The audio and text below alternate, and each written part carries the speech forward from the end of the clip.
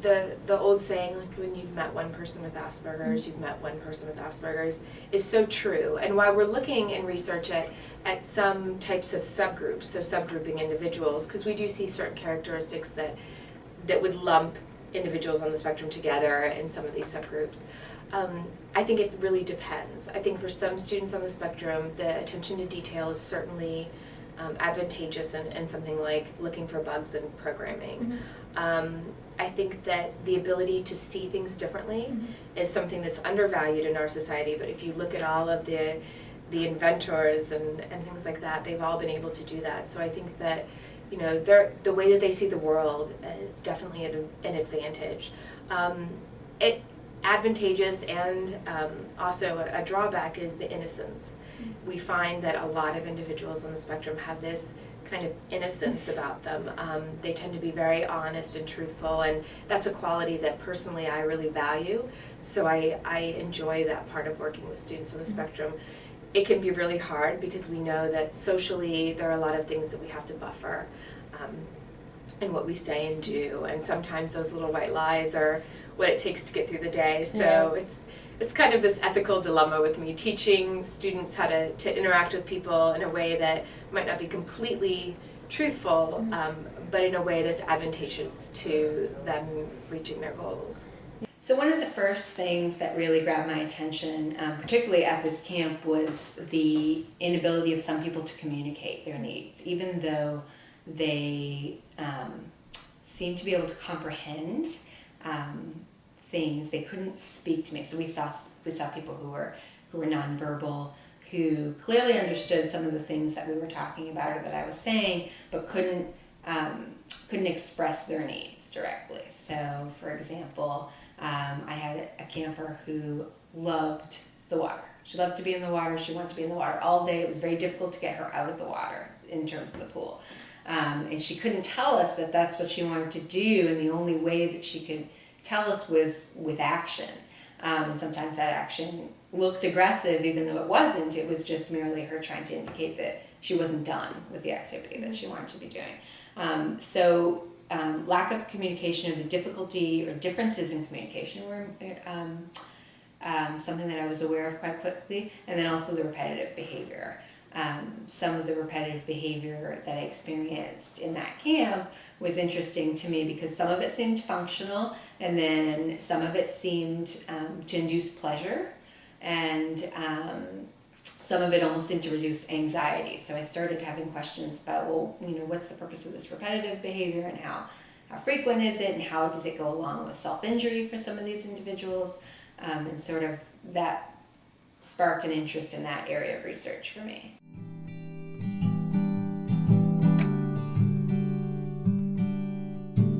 I think my perception of it is more the gift curse mentality, because it contributes to who I am, but at the same time I feel like it inhibits me in a lot of areas that I wish I wasn't inhibited in, and that gives me like a great deal of, I don't know, it doesn't make me feel good. And I kind of, sometimes I wish that I wasn't inhibited in those areas, especially the social part. Really? Because so starting from like a couple of years back, when I actually did manage to make some friends, the relationships became really important to me. And I was frustrated that I couldn't keep them up. Do you felt like that was your fault, or you think that was your friend's fault, or you think it was like both? Well, I mean, when talking to my parents, my dad told me that, well, they've known each other for longer than you've known them, so they already have their group. And but then also at the same time, I did not I feel like I did not possess the skill set that I needed to get into the conversations or to initiate anything. It's another issue I have too, is like initiating things. Initiating conversation. Like approaching and think about what to say. Yeah, the thinking about what to say part is especially hard, especially when I'm trying to join in. But you said you're getting better at that. A little bit. I still have a long way to go, but I'm getting better. It's like probably one of the hardest things is it's like, for example, like talking to a roommate, trying to get them to like, potentially like put on headphones or something. Like for example, this is a bad example, but I'll like a roommate who likes to like play guitar or something like that. I never had one, but still I know of people who did. Be like trying to get them to do it at another time without like having to resort to confrontation is difficult. Requesting something, being like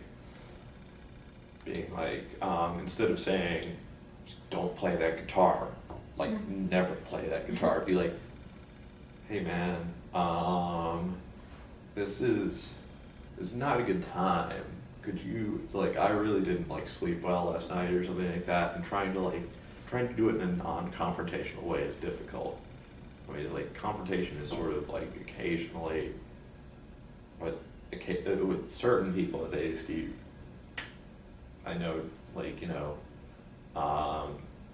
resort to because they're not good at requesting things in a very, like, you know, Assertive way.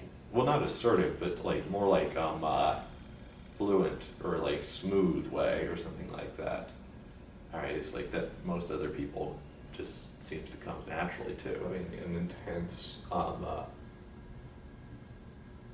like love of something, and being able to be that ridiculously focused on something is occasionally useful in certain settings. I mean, it's like I've always sort of known what I have wanted to do to some degree. Like I'd known that I'd wanted to do history since I was like 14 or so. And not all people with ASD have that, but it kind of helps. All right, so there's also I know that certain people do appreciate the bluntness that people with ASD oftentimes have. Like, you know, one of the things that's really definitive of people on the spectrum is that they are extremely honest, or that they are usually relatively more honest than people who are not on the spectrum.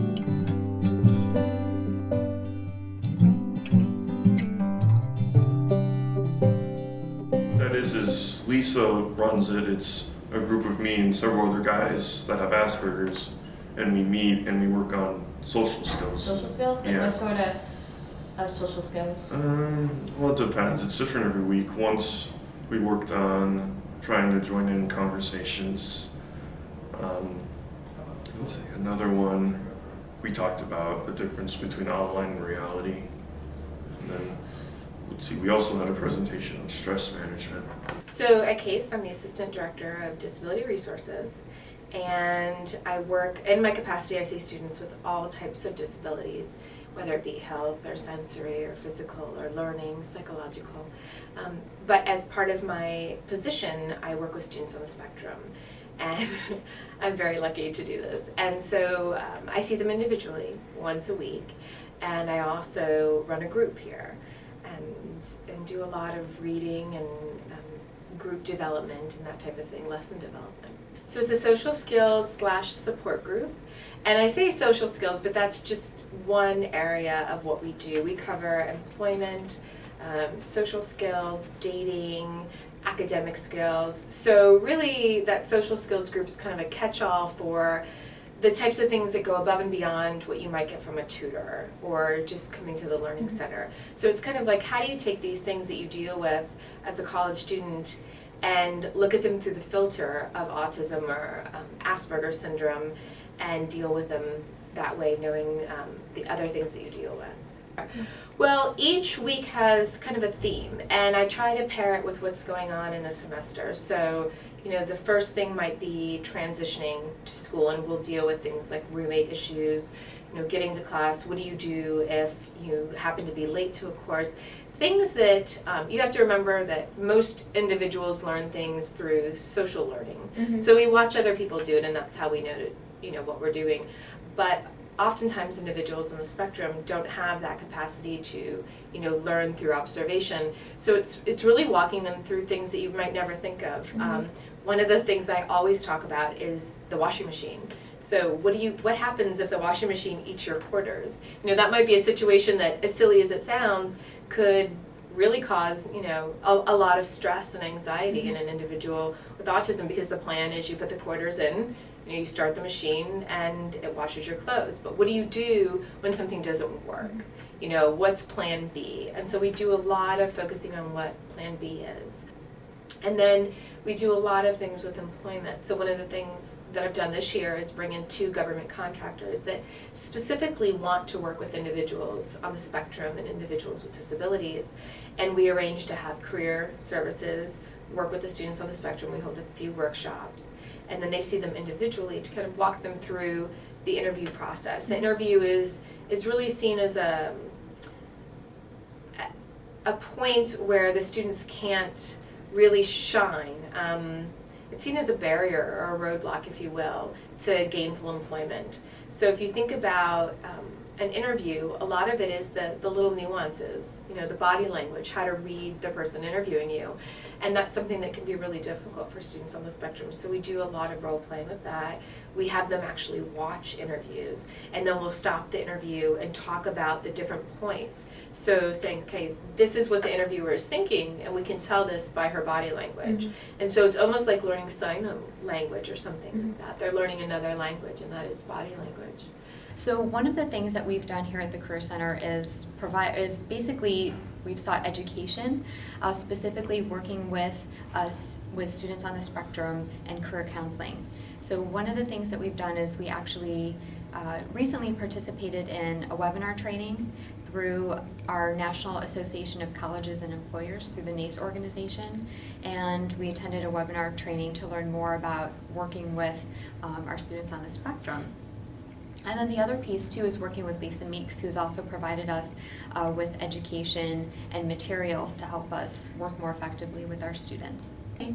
So, this has really, I guess, opened my eyes as far as thinking about the different ways that students take in information. So what's been very helpful, especially, through the trainings, through NACE, and also especially working with Lisa, is that working with students on the spectrum, providing students with information that's very specific, more matter of fact, providing like handouts and resources as well too, and going through information in a step-by-step manner. Being, I guess, mindful too of students' eye contact. And one of the things that I've talked with some students about during informational interviews is, and this is something that I learned from Lisa as well too, is that sometimes students might have a hard time making that eye contact. So talking with students about ways that they can do that during an interview. So I guess those are a couple of the, most important pieces that I've learned as far as just adjusting my counseling style to specifically students who are on the spectrum. This was the first time, I think I mentioned it to you, this was the first time that I had a student with ASD that I knew about. And I got, as for other various sorts of disabilities, a letter. The student handed it to me, maybe not on the first day of class, but soon after. And I called the person who wrote the letter. Should I mention her name? Lisa Meeks? Mm-hmm. Yeah. Who was very, very helpful. And Lisa told me what the student had problems with, what particular sorts of classroom activities would be difficult for him or that he would need more time for. For instance, for exams, like for written exams, or for in-class writing, and there were a couple of other things too. As it happened, those things were not very applicable to my class, which is a creative writing class. We don't have exams. But she also gave me some hints, I guess you could call them, on how to deal with a student in class, like in the classroom situation. So that, for instance, she said that I should be very direct. If there was an issue in the classroom, that I shouldn't try to hint about it. I shouldn't allude to it. I shouldn't be polite, in other words, or what I would think of as polite. I shouldn't say, for instance, it bothers some students when there's too much talking in the classroom. I shouldn't say that, because that wasn't going to be very useful to the student with ASD. That instead I should say, really, what to me feels rude, but she said it was not rude, that I should say, don't talk out in class unless I call on you. So that I should just be very, very direct. And although it went against the grain a little bit for me because I'm more the alluding type of hinting sort of person, I found that worked great. It worked very well with this particular student at least. How much we judge people on how they hew to that norm, and how silly some of that is. You know, how silly it is to always be looking for people to be there in the middle, that middle part. One of the things that I recognized like really soon about this student was how often he said something in class that no one else had come up with. And it was because he was coming, I think, from a different angle. He thought differently than the rest of us did, perhaps, you know. And sometimes how he would say the obvious thing that no one else wanted to say, you know, in a classroom situation where people were holding back and thinking, oh no, it can't be that. But this student was never afraid to say what other students might feel was obvious, or what other students might think was off the subject. And that was like a real advantage. That was when I was talking about the advantage of having him in class. It was really an advantage and a plus, you know, for the class. They didn't have this fear of looking stupid that a lot of students do. You know, they're always sitting. You ask a question in class, and they're sitting back there and thinking, "Well, I have an idea, but my idea is probably dumb." And this student was in this way, like kind of fearless, and I really appreciated that. And I don't know if that's individual to him. It might have been individual to him and have nothing to do with his ASD, but it was one of the best things about having him in class. So knowing somebody with ASD in this somewhat more intimate way, getting to know him as a person and getting to see what it was about him that was valuable and unique, that was really a great experience for me.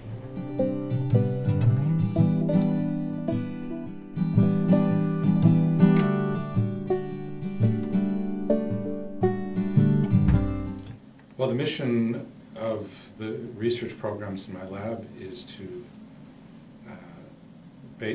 understand what's wrong in the brain of children with autism spectrum disorders. Mm-hmm. And on the basis of that information, develop new therapies and bring them to clinical trials. Beyond that, working together with Tom, our goal is to bring together the community of researchers and clinicians here in Northeast Ohio interested in the autism spectrum and create a center for collaboration in research on autism spectrum disorders.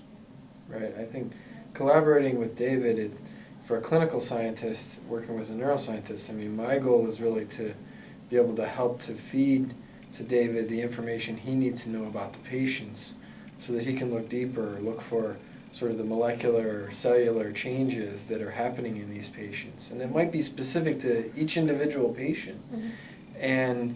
And then identify ways that we might be able to make that different. And then study those ways, those treatments, and try to figure out how they worked and what maybe we need to do in the future to help them to work better. And that's really my role there, is to identify patients and feed information to David so that he can really understand what's going on with those patients.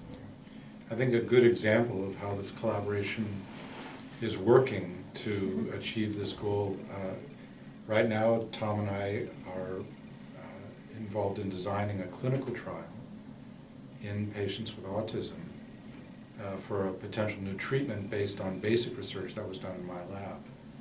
Without a clinical partner like Tom, I wouldn't have the expertise required to take that basic information and develop a clinical trial based on it. So it's a very synergistic collaboration, all focused on the goal of developing and evaluating treatments for children with autism. Right. I mean, the flip side for me is just sort of the opposite of what David said. I mean, for a long time in autism, on the clinical side, we've been sort of throwing existing treatments at this condition, you know, and they don't always stick, right? Most of the times they don't. That's why autism is still considered to be basically an uncurable condition. You can help people, you can make their lives better, you can improve their ability to learn and to function, but it's still not a curable disease. You know, with David, what David really brings to the table is the ability to sort of get out of that model completely and say, whoa, we need to understand this disease before we actually try to go in and treat it. And we have to understand it at a really detailed molecular cellular level.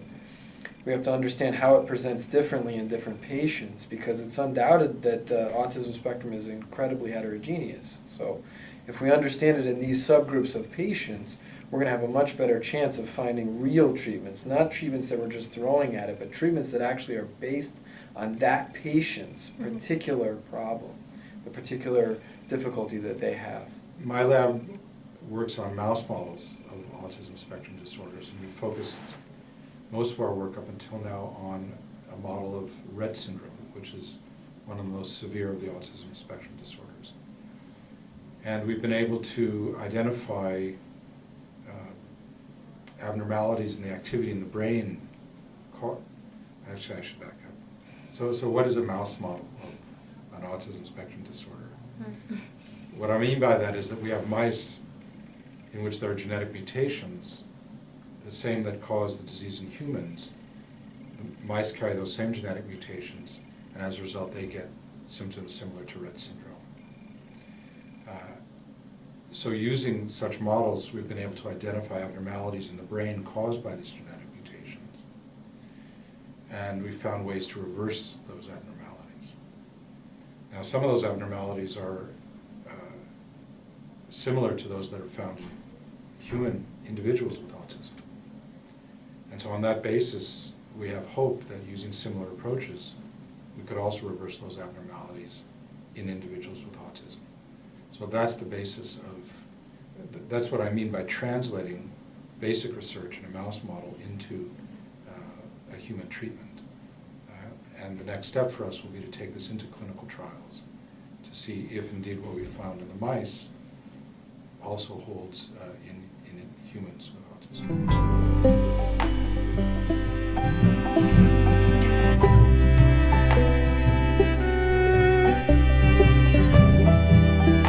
In 2011, a current senior came up to me, Maria Lemler, and she approached me about starting a chapter of Autism Speaks You here at CASE, and I said sure. And we went through kind of all of the loopholes that we had to become a USG recognized student organization, and here we are today. Growing up with a brother with autism, I know my family struggled a lot with understanding really what was happening, what we could do, and how we could teach other people about my brother so that they could be more compassionate and understanding. I think that's something that should be universal, seeing as 1 in 88 children are diagnosed with autism now. So Autism Speaks is a wonderful organization that strives to do just that, to have, raise awareness, obviously, but also help those that maybe are struggling with a family member or a friend with autism and trying to figure out how to be the best friend or family member that they can be to that person. I joined Autism Speaks because I have 2 younger sisters on the spectrum, and so to me, I am very passionate about autism and raising awareness for it, and I joined Autism Speaks You to accomplish that. And I find Autism Speaks You very important because, you know, because there's so many people who are on the spectrum. It's important to everyone to know what it is, so they know what to expect when they interact with someone who has autism, and and to help prevent others when they do interact with someone with autism to not to have any bad preconceptions or misunderstood preconceptions, and that way the world can be a better community for people with autism.